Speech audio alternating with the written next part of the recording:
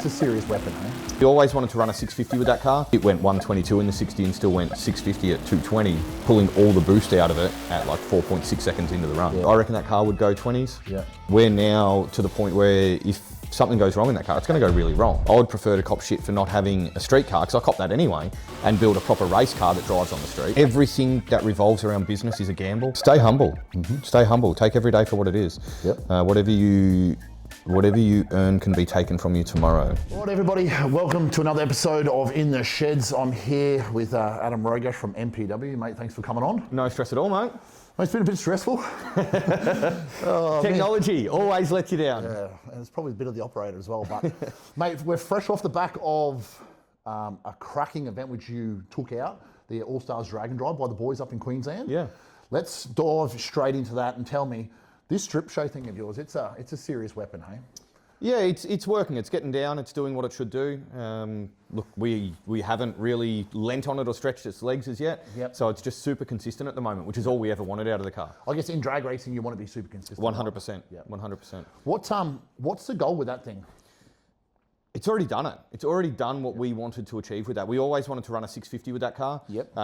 In all honesty, we thought when we set that car up that we would have to be really swinging in the front half of the track to get that 650. Yep. But it turns out that we can have that thing turned right down and just march it out the back and we're all fine. So like it went 122 in the 60 and still went 650 at 220, pulling all the boost out of it at like 4.6 seconds into the run. Yeah, wow, that's so impressive. Which is where we like to be with that car, because it does make it consistent on drag and drives. Yep. So when I say drag and drives, we wanted to build that car so if we get pulled over, we're okay. It's engineered, it's got a handbrake, it's got everything else it needs to have, it's got a full exhaust, it's got all those kind of things to get us through and actually drive and function well on the street. Let's dive straight into that, and then I'll come back to what I want to start with, but it's a street car. It's a proper street car. It is a proper street car, yeah. Yep. You've done some serious driving in it too, like not just kilometres, but you're going to the Bottle, you're going to Macca's. Oh mate, that car actually gets used more than people think. Like anyone in my footy club will know, I take the boy to football in it, I take the girls to netball in it.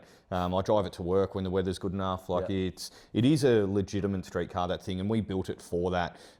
We take the dog down the beach and stuff like that, just for shits and giggles.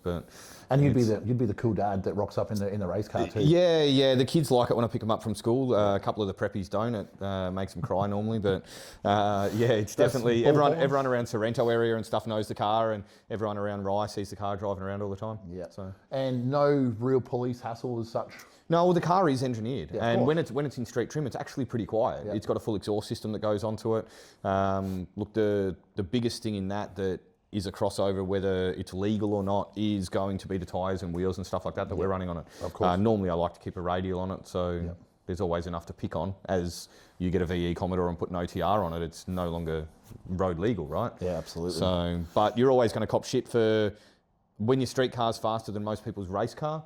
You're always going to cop shit, right? So, well, absolutely. You've got to give them something to talk about. Mate, it's, criticism is the greatest form of flattery, I think. Absolutely. So you've gone, what was the average, 6? Went 674 from memory. Yeah, that was the average. That was the average. Yeah, which is incredible. Like some people have never done that before, period.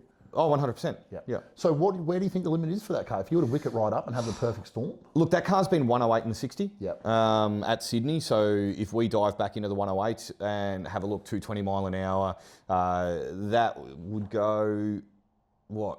I would say that's 2/10 faster just by going a tenth faster in the 60. So that would have been a high 620 pass. So I reckon that car would go 20s. Wicked right up. Yeah, well, that's impressive. I don't know if I want to be in it for that. But, How unsafe does it feel? It doesn't feel unsafe. It's knowing how little of a cage is in that thing. Yeah, of course. Obviously, this is the crossover to comply with what we believe is a street car and what is a race car. We're now to the point where if something goes wrong in that car, it's going to go really wrong. So that's what we're saying off camera is like, where do you stop? 100%. So now I'm in the point where I go, I would prefer to cop shit for not having a street car, because I cop that anyway, and build a proper race car that drives on the street, than have a car that if I end up hitting a wall or going over it, that I know that I'm not going home to the family again. Well, that's the thing is you want all the safety in the world you've got to plan for that to happen. Yeah, 100%. And as we were talking off camera, having a chassis that is going to run 5-second passes, which is where I want to be, man, it's not a street car. No. So I'm just going to run the gauntlet like everyone else. And I feel like if you've got balls enough to drive something on the street, in my opinion, I think that's a street car. It might be a pro mod, but if you're driving that thing on the street, that's a street car. In my look, eyes. if it stays cool, Yep. if it runs, it stops, it goes, it has indicators, it has brake lights, it has all of the functionality that is a street car. I believe that yes, it is a street car. Yep. Whether it's got carbon fibre door cards on it or carpet, it doesn't really matter. Like the Capri's full carpet, full everything. If that was a carbon fibre car, well, it's still driving on the street, still doing it. Absolutely. So the goal with it, where do you look? see I just now? want to start racing. I've just got back from Kendall. Like I've just hopped off a plane an hour ago and met you here, and I want to start supporting 8th mile racing around the country and stuff like that. Going to a lot of Justin's events, and they're just a real hot topic at the moment. And I feel like, especially with that type of racing, is it's so close. You know, the quarter mile stuff. You know, it's really a matter of who's got the bigger budget to run the thing out the back. Whereas I feel like the quarter mile stuff, sorry, the 8th mile, it's a lot more competitive. It is, and it comes a lot of wins come from the driver. Like it's one on the tree. It's one how you drive. It's one in tuning. It's one in the team that you have behind you. So I find it is super competitive. And especially with Melbourne now, Victoria Motorsport Park coming up, like there's going to be a lot of racing going on. Mate, best thing that ever happened to our industry is what's about to start down there with two guys like Ricker and 𝐊𝐿𝐼𝐒 at the helm of that. It can't be a bad thing. Absolutely. Hopefully not too long until we get to go racing there. Yeah. So the first official event is end of October. Sick. So it's not far away at all. Perfect. And then it'll be every second week after that, I reckon. I feel like that'll be the place to go. Hey? Yeah, 100%. Hopefully it turns into like a Sydney and just everyone goes in and runs PBs. Yep. Yeah, it'll be nice being able to go between there and Sydney, and let's go there, Sydney and Willowbank, and have everyone from all three destinations kind of travel in between them, and that'll be a real cool vibe. Absolutely. It'll be cool to see events like Kenda come down there, and Jambo and Top Fuel and everything else that we all love seeing. Because Melbourne's had a big, historically has always been big on drag racing. 100%. Street cars. Yeah. We were talking about this off camera as well. Melbourne doesn't support race cars like Sydney does. And I believe that's because we've never had the track or the events to support race cars. Yep. So everyone just builds a fast street car. Correct. Yep. Mate, let's delve away from cars for a little bit. Tell me how we're still talking about cars, but tell me where it all started for you. What was the first car? Why did you get into cars? Mate, I started working when I was at school. I started working at the local wreckers after school and lied about how old I was. So when I was 12, I got a job and started working after school. On my 15th birthday, I got sacked because he On your birthday? Yeah, because he found out how old I was and he figured out that I'd been lying to him. And until this day, old Tommy still supports everything. We still talk. Still, like he was a really good guy. And then when I was 15, I left school. So left school and moved out of home and went over to Shepparton and started working in a Nissan dealership and kind of did my trade. I was qualified by the time I was 19. I moved around to a couple of different places in the country and then ended up down here in the middle of the drought. So moved to a performance place down here in Melbourne and did a bit of stuff there and ended up going over building some old Chevs and stuff like that with some other guys and then did a stint. A guy owned the local Ultra Tune and paid me really good money to move over there. And so I did that for part of my contract was 2 years. And he taught me how to, I could work on a car, right? But I could never run a business.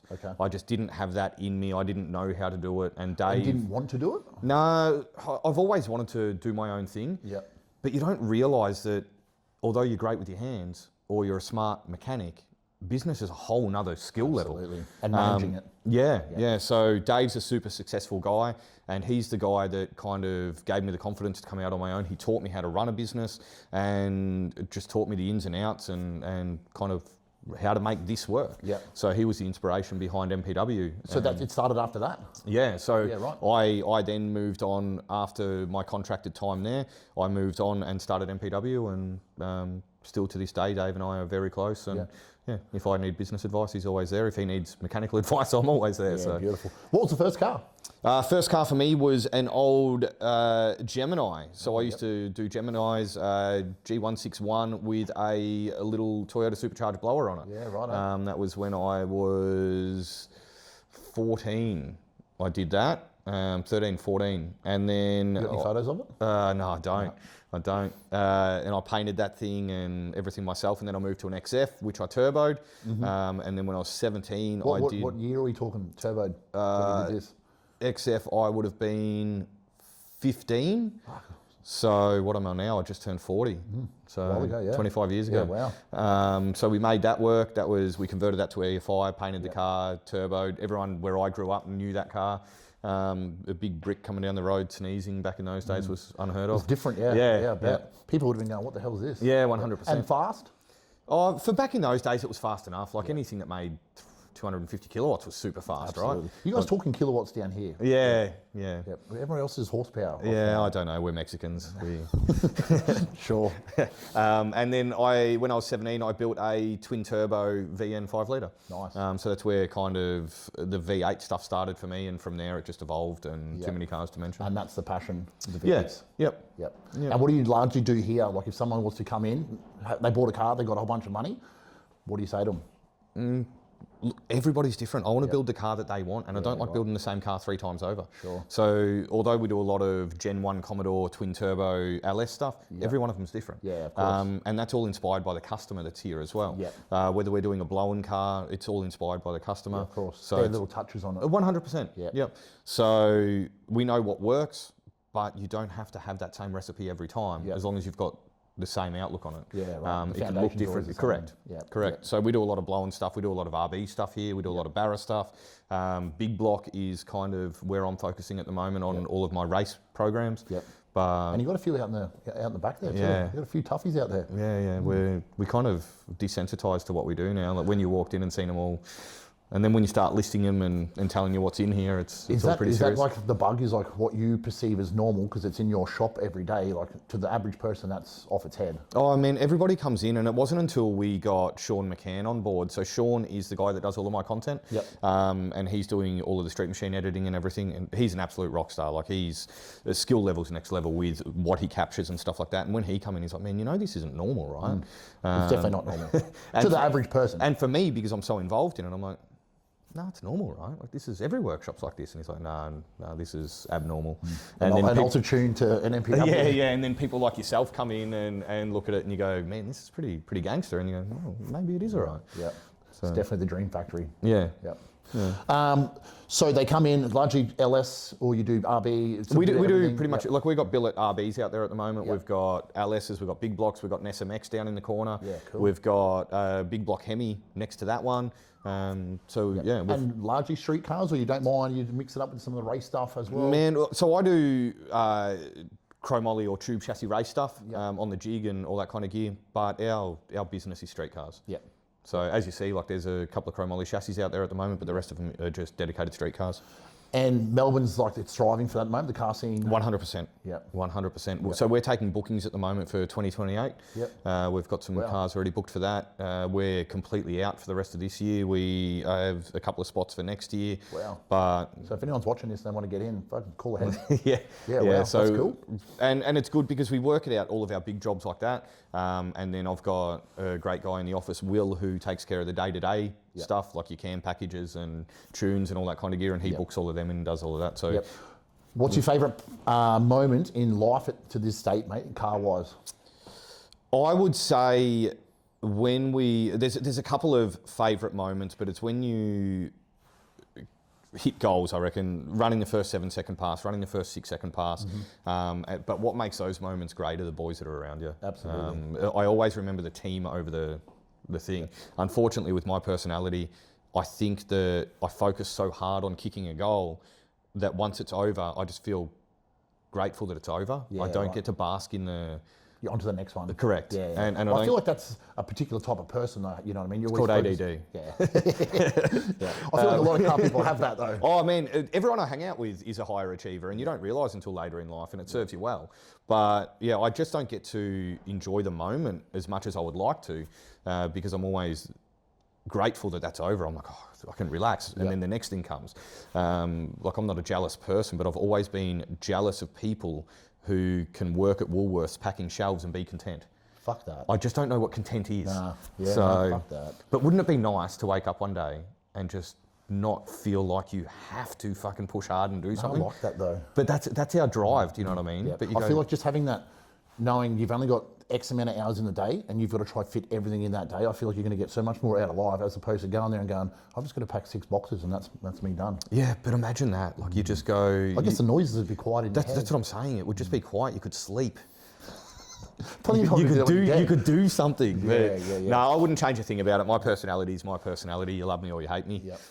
But we get shit done. Yeah, absolutely. Yeah. And the team you got, you've had them around you for a while now? I have. Yep. I have. So we've got a couple of new additions, but the core of my business has been here quite a while. Yep. And yeah, they're absolute rock stars. I feel like, especially from the converting to the more from the street stuff to the drag stuff, I never really realised how important it is to have a good crew of people around you at the track, the people that you can trust with your life, because at the end of the day, when you strap in or they're strapping you in, like your life's in their hands. And Man, we say this: the guys who make it to the track with us are the guys that I can trust with my life, because we've had guys that have left shit out before, and everybody's human, of course. But we have a very strict protocol now where we have whiteboards in trailers and stuff like that, and everyone's job's written down. Everyone's got to sign off every pass. Yeah. We've got iPads now that we record everything every pass, and everyone has a specific job. I feel like the more data you have, the less chance of shit going wrong when you can pick up on stuff. I agree. Yeah. And in heated moments, when you are accountable and you have to put a signature next to something, it's just done. Yeah, of course. Whereas if people are blasé and running around and someone's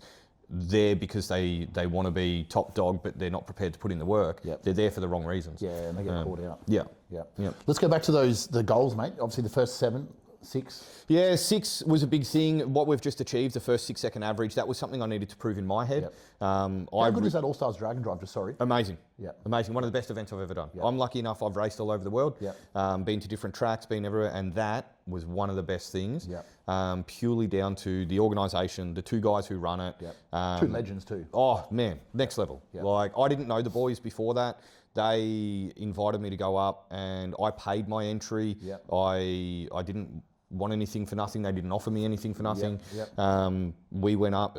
I think they thought that we actually weren't going to go. So a couple of weeks before it, we were packing a little trailer and Dan Case rang me and he goes, oh, like, are we okay? I said, Dan, I've just realised I'm an idiot, And he goes, well, why's that? And I go, man, I'm putting pistons, a camshaft, lifters, everything in a trailer so I can come drive around Queensland. And he goes, oh, so you are coming? And I said, man, we're committed. Like, we're in. So for you, like, let's dabble into that. How hard is it on those cars? Like, you've obviously done the Street Machines one, which is what, 1,000 Ks, 1,500 Ks?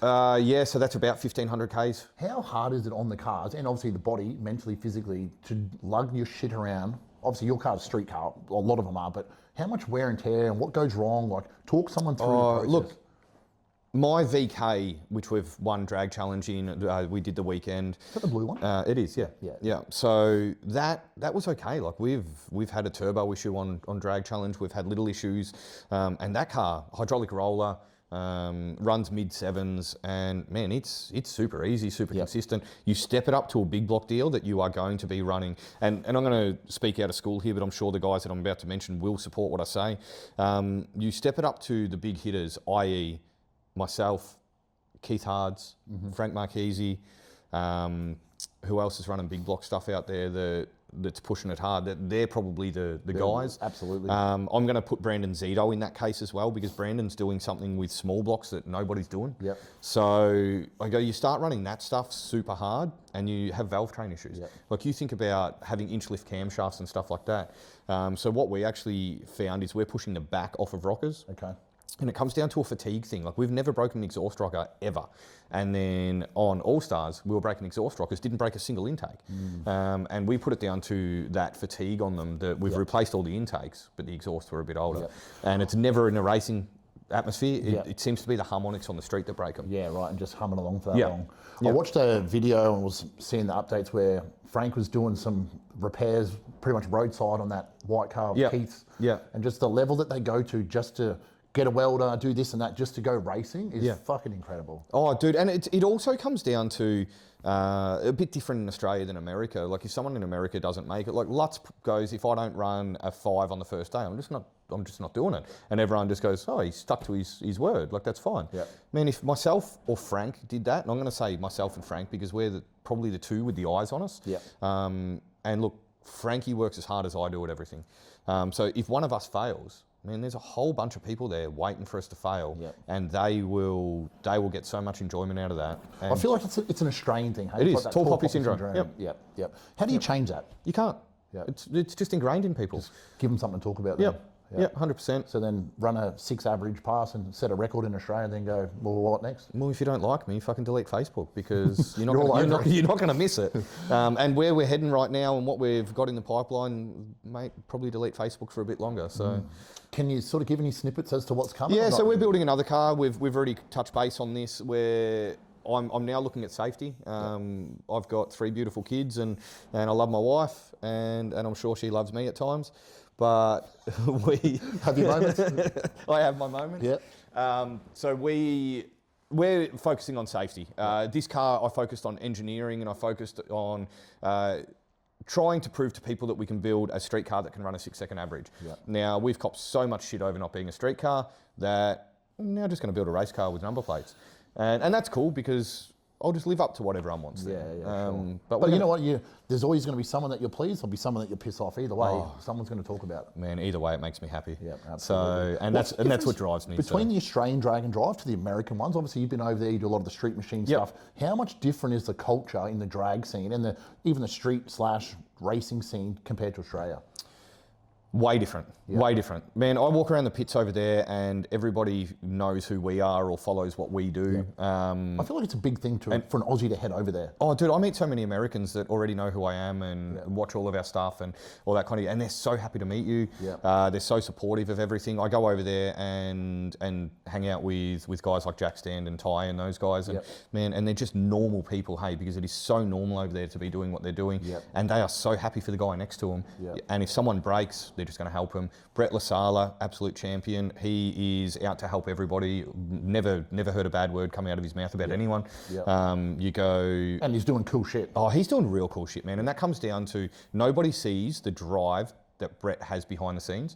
So anybody who thinks that he's doing it easy, him, Joe Irwin from Fast Forward Race Engines. There's no one that stays at the top like that. There's just getting by sort of milking it. Like, that's a process. Man, every day he's working on that car. Every day he's pulling something apart. Every day he's trying to achieve more with that. And the R&D, just in their products that they use on back. It's huge. But everyone's happy for that. Over here, on a drag and drive over there, everyone, even if you're in the same class, they're all happy for the guy next to him to go fast. They don't want him to break. They don't want him. Like they want to win by winning. They want to win by being better, not by default. Yeah, of course. And that's where I'm going to say, we're making it sound like everyone in this country is like that. They're not. It's just they scream the loudest. Man, I was going through transmission issues on Drag Challenge, which is what killed us. So we were meant to run a 6-second average. Myself and Stevie Athens, we worked really hard on that car. We got it going 6s every time we went out. We changed the tyre the day before. For some silly reason, we just went from and I put my hand up for it, we went from a 32, 14.5 slick on that. We went over to a 33, 10.5. So an inch more rolling diameter, which actually ends up being 1.5 inches, 2 inches. And I think it was just too hard on the diff gears that we had. It was getting tyre shaking. It was just knocking sprags out of it. And you talk to Mark Mickey and the boys over there and they go, man, we've never seen this. And so we knocked sprags out of 3 autos. So then, how the fuck are you, if they've never seen it, how are you then meant to pick up on that straight away? We've just got to learn it. Like, we've just got to, and that's what we're doing. We're pushing the envelope, and nobody realises that we are pushing the envelope as well. Like, what we just ran at All Stars would have won our class at Sick Week. That's cool. And then when you got Reiki and Tom Bailey and all the boys, and Steve Morris and all that ringing, you're going, man, like you need to come over here with a car. This is cool. Would you ever do it? 100%. So the new car, that's the plan. So we're going to do something here. I would like to get Brett and Steve over at different occasions and put them in the car and crew with me and stuff like that, and they're both in for it. And that'll be good for our scene too. And then to have essentially the pioneers, what they have done for drag racing is huge. To have them here watching us locals do it. 100%. Yep. So, and then, so we want to do that. And then once we achieve what we want to here, which is, I would like to run a 5 on a drag and drive. And then we'll send the car over there. So, which is why it's possible. 100% with what we're building. 100%. So we're working in with the boys from More Race Chassis. So I've become mates with Matt through Brett, and we've now got some of their, and I say we've got some of their CAD drawings because we want to make sure that we comply with SFI. If we don't comply with SFI stuff and we send a car over there, we can't race. Of course. So we've drawn a chassis in conjunction with Matt Moore, and we're building that at the moment. So that'll be the new car for here.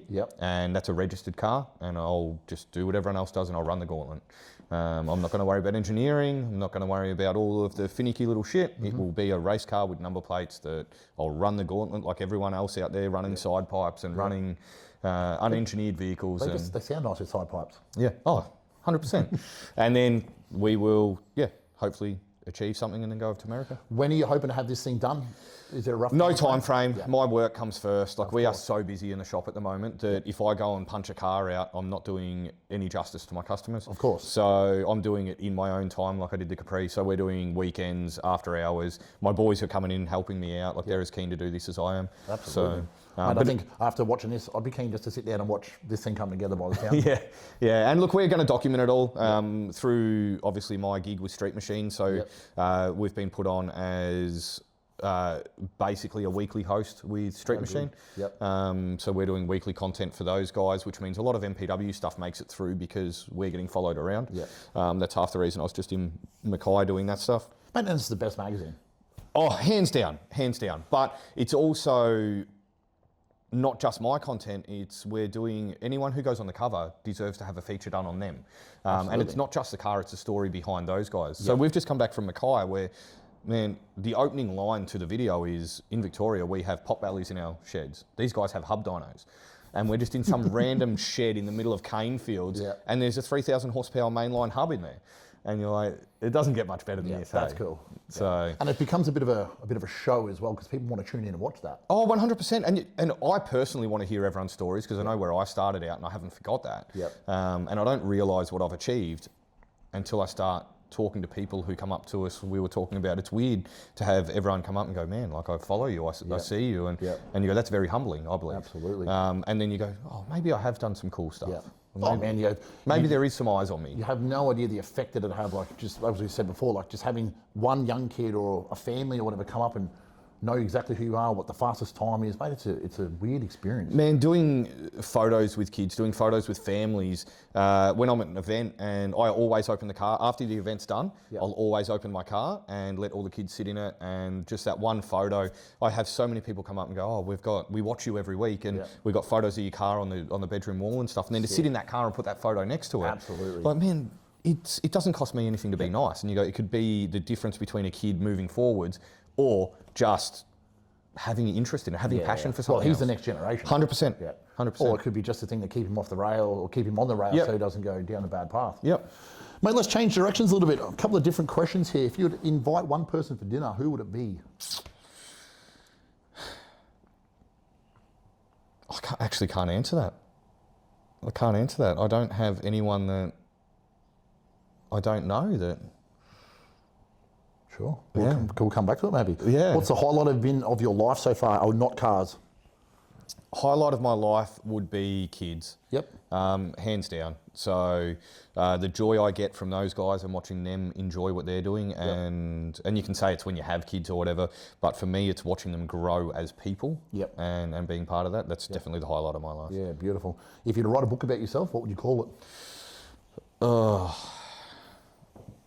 Do more things, talk less shit. Good book.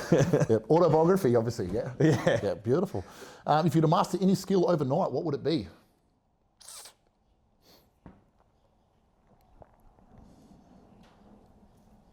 Would not have a clue. These are hard questions, hey? I'd like to come up with these are hard questions. I would say, if I could master a skill overnight, it would be to be able to stay still for a little while. Do we need to get up and have a bit of a stretch? And chill out and just be able to watch a movie from start to finish or something. Sure, without pressing pause. Mate, the most challenging decision you've made in life to date? Business. Hands down, don't even have to think about it. And forever evolving in business as well. Every time we're sitting in a $100,000 dyno sale that we had to do. Which is quite nice too, by the way. It is. But you go, it's a big decision, right? We've just purchased a new dyno, big decision. We've just done building a new race car. Everything that revolves around business is a gamble. And it's either calculated. Yeah. Yeah. Yeah, it's either going to pay off or it's not. And I think if you procrastinate on them, you're going to miss the opportunity. So maybe have Dale here for dinner then? Invite him around for dinner then? Dale Hallier? Yeah. Or no, that's your business. Oh, Dave. Dave. Dave. Yeah. Maybe have him for dinner then? Or No, no? and that's what I mean. I have dinner with Dave all the time. Okay, So well, you maybe go. don't have him for dinner. It's one of those things where I'm lucky enough that all of the people that I've ever looked up to, I've had dinner with them or I know them. You get to rub shoulders every day. Yeah, which Mate, is really nice. Dream combo. I'm actually procrastinating with that at the moment, whether it's a billet Coyote or a billet big block, and that might give you an idea of where we're heading with the new car. I'm excited to see whatever it's going to be. That's for sure. So I've got a birdie on this shoulder and a birdie on this shoulder, and they are both trying to go, no, you need to go without push rods. No, you need push rods. So, yeah. Just what's happening with those Coyote, like how much power they make, how Next level. reliable they are. Next level. Man, I believe without Brett Lasala and Joe Irwin, the Coyote would not be where it is today. Like you've got other guys, don't get me wrong, I'm not taking anything away from the guys like RPG or MMR or any of those guys, but at the forefront, I believe it is those two guys driving it. Yep. How come we don't do many of them in Australia? They've just never been a thing. I think engine builders kind of steer clear of them to a point. They're coming over now. The boys from Spot On have just done one. And what a gangster street car, one of the toughest street cars in the country in my honest belief. The presentation on that thing 100%. immaculate. 100%. And you go, the difference with a Coyote, right, and you go, true street car means that it can drive to the track and you don't have to do anything for it to go down the track and do things. And that is the difference between going a big block and all that kind of gear where you don't have the room to have turbos connected. You don't have... So they're opening doors and all it takes is someone to run sixes like those boys have. And now everybody's talking about trying to do it. So they've got a target on their back and that's a wonderful thing. Yeah, absolutely. And then the big block route potentially, but that's the battle. 100%. Do you want to keep killing valve train? Like what's reliable? What's... Yeah. Mate, did you know you can't swallow saliva every second? No. I did learn something. Yeah, there you go. Can't do it. Have you ever seen a seagull in a tree? No. I've seen plenty with one leg. Yeah, they hide that sometimes. They do. Yeah. So you feed them, I reckon. Exactly, yeah, it's like a sympathy They got tactic. web feet for all those wondering. Yeah, they can't really grip onto the branches. Yeah, okay. That's why. Mate, do penguins have knees? I would say no. No, they do. They do? Yep, they're just hidden. They just don't use them. No, not very well. That's like a waddle. No. How do you do your It's like when I wake up in the morning now. Yeah, well, we're getting to that age. We're getting to that bloody age. cold down here. So Oh, mate, tell me about it. Yeah, all of the old motocross incidents and BMX stuff and mountain biking and stuff like that's starting to take its toll now. How do you do your steak? Medium. Yep. Any sauce? Pepper. Ooh, yep. Nice. Who'd you cook it for, though? We'll come back to that question. Anybody. Drop a comment, just anybody, and then he's going to cook it. I have this new thing, it's called a bastard. It is like a Kamado Joe, but it is a German one, and it's called a bastard. Okay. And a lot of my close friends pitched in for my 40th birthday and got it for me. So every Sunday, myself, my kids and my wife have been cooking steak on that. Yep. And that's been a really cool addition. Yeah, beautiful. So, nice. Sunday tonight, that's the night. That's the night, so I reckon that'll be going when I get home. Left or right hand? Right. Are there Not more, a smudger. Are there more? Same. That's probably part of the ADD. Yeah. More legs or eyes on Earth? I would say eyes. Yeah. More people lose legs than eyes. Animals as well. Yeah. On the whole Earth. Oh, yeah. Out of anything. Yeah, it's got to be legs with four-legged creatures. Yeah, some have hundreds. Yeah. Yep. No, you're right. It's legs. Yeah. Least favourite currency, mate? What don't you like fucking with? Euro. Sure. We don't get much of it when we No, over our dollar. not at all. That is unfair. Mate, I want to do some word association with you. I want the first word that pops into your head, please. Capri. Fast. Streetcar. Capri. Turbos. Everyone needs them. There's two types of cars. Ones with turbos, ones that need them. Absolutely. Melbourne. Cold. Fuck, I can agree with that. Success. Gratitude. Billet. Coyote. Ooh. Yep. MPW. Successful. Ford. Fucked on race day. It's true. Ford, I would say Ranger, just for everybody out there loving that one. Sure. Chev. Big block. The strip show. Kicking goals. Nitrous. Necessary. Banana or mango? Neither. Ooh, what's your fruit of choice? Neither. I'm a berry or a strawberry or, yeah. Okay. Black or white? Black. The strip show. How'd that come to name? Like Everything I had was, so when I was a kid, named a car No Show. That was my twin turbo VN. And then the show thing kind of stuck, and then everybody gave me shit about it, which was, oh, what, you're a No Show, you're not going to turn up. Yeah. So when I did the VK, it was all show because it's no show. It doesn't go very fast. It's just all looking nice. Yep. And then we had a bit of play with that one. And then this one was a strip car. So we went strip show and a bit of a hint. The next one is pro show. I see where it's going. Yeah. I like pro show. Yeah. Mate, a piece of advice you could give yourself 5 years ago today. Stay humble. Stay humble. Take every day for what it is. Yep. Whatever you earn can be taken from you tomorrow. So It's a good piece of advice. just appreciate what the world has given you. Yep. 3 cars that you would like to own now. I call these the daily, the race car, and then like the fuck you car essentially. So that could be anything. KTG, 2-door. That is like the throw the kids in, do anything, nice big block or something like that in it. Daily would be, I've got it to be honest with you. I've got one of the new Denalis. I love that thing. That is cool. When I Gangster pull car. up, yeah, absolutely. Gangster It's car. like a lounge chair in the back seat, right? Man, so good. Yeah. So good. 8-seater. Yeah. Had Charlie Dixon driving it around recently, and there's even enough room for him in it. So Yeah, right. He's that's a all big right. Yeah, he's a big boy. On that, who do you go for in the AFL? Melbourne. Melbourne Demons? Yep. Okay. Yep. So my bus driver growing up was Gary Lyon's father. So Gary used to always come on the bus and stuff where I grew up in the country. And so, yeah, that just kick-started the whole Melbourne thing. Sure. So Do you follow it? I do. Yep. I do. And then my fuck you car, I can't say too much about that because it's getting built at the moment. Pro show. Yeah. Any other passions away from racing and cars? Yeah, mountain biking. So I used to semi-professionally ride push bikes and stuff like that. So did have a big passion for that. And I'm really getting back into mountain biking with my son at the moment. So that's a really cool thing. Water skiing. Lucky enough to have a wake setter down on the river and we've got a cabin down there. So I guess any action sport is a bit of a passion for me. Yeah, right. So. This next question sort of is a bit void because by the sounds of it, you don't get much spare time. But what do you do in your spare time? Apart from that? Make it not spare time. Sure. Look, my thing is, and it goes back to the advice that you would give, is an hour a day for yourself. So my spare time, one of my favourite things to do is I like to go to the gym and I like to train.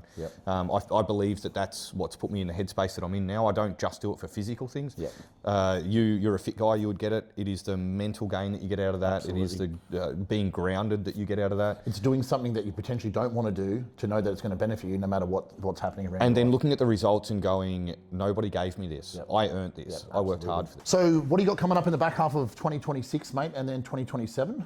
Well, 2026 is already kind of planned out. So I'm back off to America a couple of times this year. Yep, cool. What do you got going on over there? September, I'm over there for Summer Nats. So Summer Nats 18th and 19th of September will be at Indianapolis, where I'm going to be crewing with, so Steve Morris is bringing his car, his wife's car. Is that the wagon? Yep. So the wagon, the Camaro, Kyle's car, and his daughter's car. Cool. So, we're going to be crewing with those guys. I've got Harry over there as well, another guy that I tune over there. So I do a lot of remote tuning in America now. Yeah, cool. And so we'll be over there with Harry trying to get his car down. And that's just gone to an R5 E98 deal. So, and I've got to go over and tune another one for Zach from Hoonigan. Cool. I love watching their stuff, hey? Yeah, they're fun guys. They're real fun guys. So yeah, I've got to go do a Holly deal for Zach Mertens over there. So that is this. I want to do some more racing with the Capri. So I want to do some heads up stuff. I'm not committing to drag challenge at this point. Because I would rather be doing some of the heads up and 8th mile racing. And then back over there for PRI. plus all of the stuff that we've got here, and we've got some big cars getting unveiled kind of just into next year and at MotorX. Yep. So we'll be... Which is always a big event down here in Melbourne. 100% it is, and ran really well. It is one of the events of the year, especially in the show scene. Yeah, absolutely. So I've never really been a show car type person, but I went to MotorX for the first time and I was blown away. One, the caliber of cars, but the way it's set up was amazing. Man, in the recent years since Out There's taken it over, I believe it's just ran so much better. It is. Are you still doing the dyno cell stuff? I do the dyno stuff. Yep. So we do horsepower heroes, whether it's there or Summer Nuts. So we'll be doing both. We're mixing it up this year, and we've got a couple of hub dynos going to Summer Nuts. And then I'll be February. I am over in New Zealand. For Summer Nuts over there, and then I'll be over in Florida again in March. Cool. So obviously Summer Nuts is really expanding over in the States at the moment. So that'll be another Summer Nuts event? That'll be another Summer Nuts event as well. Cool. So back at the Freedom Factory. How do they take that? Man, the one that we just had over the Freedom Factory was... The first day was a little bit quiet, and then it felt like Summer Nuts. Yeah, right. It just started getting rowdy. The drag racing aspect to it was amazing. We had Brett there testing. He was heading to 𝐇𝐎𝐒. So he was there testing. We had all of the street car classes. Everything was full over there. And then having Skid Row was like, it was next level. How do they go with their burnouts? I feel like the Americans, I had Kyle on just recently, and they love to just sit on the brake and just pump a skid. I can't tell you, because I'm not a burnout guy. Like, I just don't know the difference between a good burnout and a bad burnout. I just understand that it's a skid. It's like a lot of those guys don't understand why we drag race. I guess I haven't been around it enough to kind of go, that's a good one, that's a bad one. I don't think they're at the level that we are yet. Definitely not with the burnouts. Nah. So I go, like, you can definitely tell when the Aussies get on the pad with that, and they kind of stomp that and let everyone know where it's at. But and they're happy to see the Aussies over there. 100%. 100%. They are really supportive of the sport, of the Australians, of everything else. You go, but the difference over there is the crowd. The crowd engagement, everything. Like, for Summer Nuts, there was not a spare seat left at the Freedom Factory. So while the burnouts are on, I mean, everybody is packed in, and it was really cool to see. That's what I feel like we need that in Australia. Everyone just get behind the events to make the events grow bigger, because then there's going to be more of them. 100%. And you don't have to like everything about every event either. You might take away that you love the band, but you didn't like the burnout aspect, or you might think that you don't like the cruise route, but you like the burnouts. And you go, absolutely. The good thing about the Summer Nuts events, I believe, is there's something for everyone. It would be cool if we could bring drag racing into it over here, but I just don't know of a venue that can happen. But that would be cool. That would be cool. So, a big, like a 50K shootout or something like that. That would be ace. Guys, MPW, Adam Rogash, get on board, jump on with socials. We're going to put a link down below.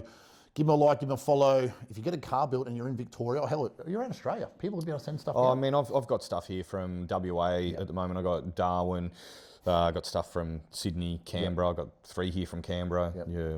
We've got stuff from everywhere. If you want a car built, get in contact now, because there's a bit of waiting list. But we're pretty busy.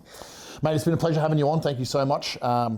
Thanks for taking the time, man. Like, it's a long trip for you. So. It is, mate. The weather's not bad, so I'll take it. Yeah, I think you brought it with you. We definitely took the shit weather to Mackay with us, and it's either us or Justin, as I said, but they're all blaming us. As I said, as soon as you say the word racing, or even anything with the word or letter R in it, I feel like it's rain. Oh, tell me about it. Tell me about it. But it was still a killer event up there anyway. Always is. Yeah. Awesome, mate. Thank you so much. Done. Appreciate it. Thank you. Beautiful.